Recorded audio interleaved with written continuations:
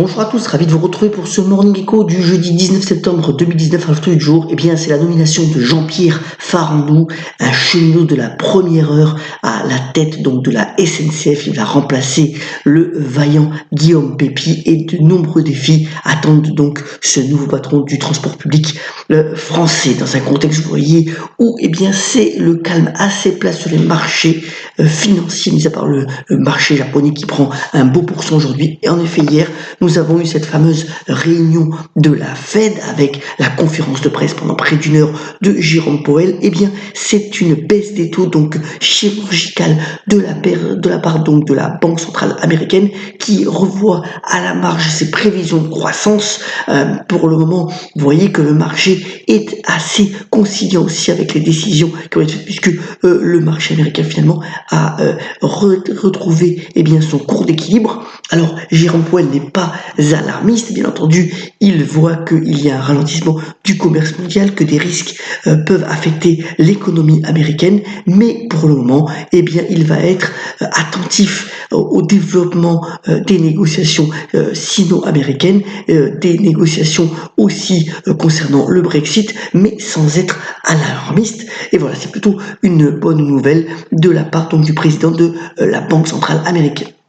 Autre point aussi intéressant, relayé ce matin par le Wall Street Journal, c'est le fait que, eh bien, finalement, les fonds indiciels deviennent les vrais patrons du marché. En tous les cas, aux États-Unis, vous voyez, c'est la fameuse courbe noire sur le graphique de droite. De plus en plus, donc, d'investisseurs investissent de manière passive sur le marché plutôt que de faire confiance à des gestionnaires actifs qui choisissent les titres.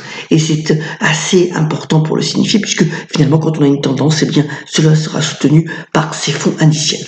Autre point aussi, c'est une interview de Jean-Claude Juncker qui est assez pessimiste concernant le Brexit. Alors plusieurs points concernant ce Brexit. D'abord, Emmanuel Macron demande au gouvernement britannique de formuler donc un nouvel accord éventuel avant le 30 septembre, c'est-à-dire avant la fin de la semaine prochaine, pour éventuellement négocier. Les entreprises aussi françaises, elles sont peu de 100 000 qui pourraient être concernées par le Brexit, sont aussi sensibilisés à ce risque. Alors le dispositif du gouvernement concernant donc la crise des gilets jaunes pourrait être de nouveau mis en place avec un report du paiement des cotisations sociales et fiscales. Vous voyez que pour le moment la devise britannique ne bouge pas trop en attendant les prochains développements du gouvernement de Boris Johnson.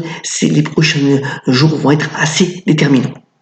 Autre point aussi là, optimisme complet pour le secteur aéronautique. Vous savez que c'est un des secteurs qui fonctionne le mieux et un des fleurons de l'industrie française. Eh bien, Airbus a fait le point en disant que près de 39 000 nouveaux avions devraient être sur le marché d'ici à 20 ans. C'est assez considérable avec bien entendu la Chine qui deviendra le premier marché mondial dès 2025, mais enfin que ce soit donc pour les grands avionneurs Airbus ou Boeing, mais aussi pour toute la filiale des équipementiers, eh bien c'est vraiment un avenir rose qui se profile, toujours un secteur à privilégier.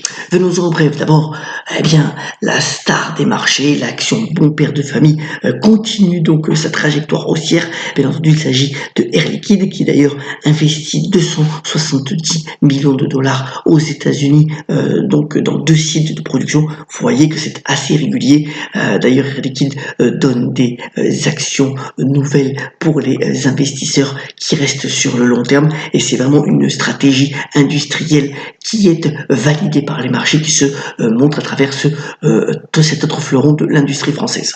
Microsoft aussi, vous voyez que c'est l'action qui a véritablement dépassé milliards de dollars de capitalisation. Eh bien, Microsoft a annoncé hier soir qu'il allait racheter 40 milliards plus augmenter son dividende de l'ordre de 5 cents. C'est pas un gros dividende. Vous voyez que la stratégie du cloud mise en place par le patron Satya Nadella, eh bien là aussi est complètement validée par les marchés et Microsoft devrait à notre sens continuer à monter.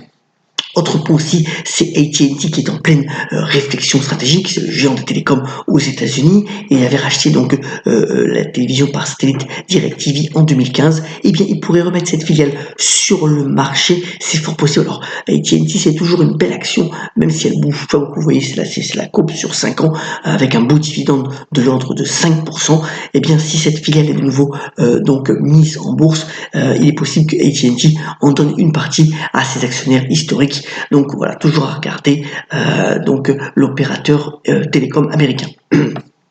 Petit avertissement sur Moncler. Vous savez que Moncler, c'est le spécialiste donc des vestes et gilets italiens de luxe avec une marge opérationnelle qui est très intéressante à près de 28%. Eh bien, Moncler a fait état de ventes en baisse, en particulier dû au problème à Hong Kong.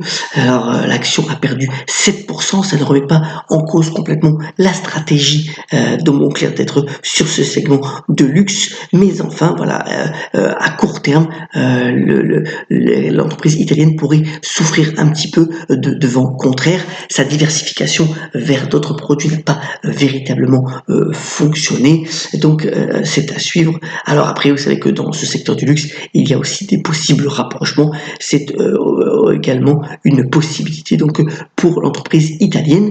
Et parlons encore de mode, puisque Prada, alors vous voyez que Prada, pour le coup,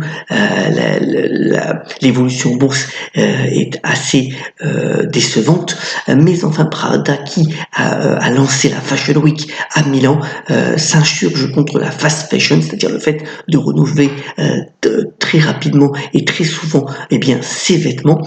L'idée c'est véritablement de créer et de proposer des vêtements sur le moyen long terme. Alors c'est vrai que en ce moment, avec aussi un nouveau designer, Prada essaye véritablement de se recentrer, de recréer une dynamique positive, et on verra si cela se confirme lors de la prochaine publication des résultats. Céline Dion revient, alors c'est une tournée mondiale à travers donc son nouvel album Courage. Hier, elle a commencé cette tournée qui commencera donc sur le continent nord-américain, les États-Unis et le Canada, avec 15 000 fans qui étaient complètement acquis à ses chansons et à sa prestation.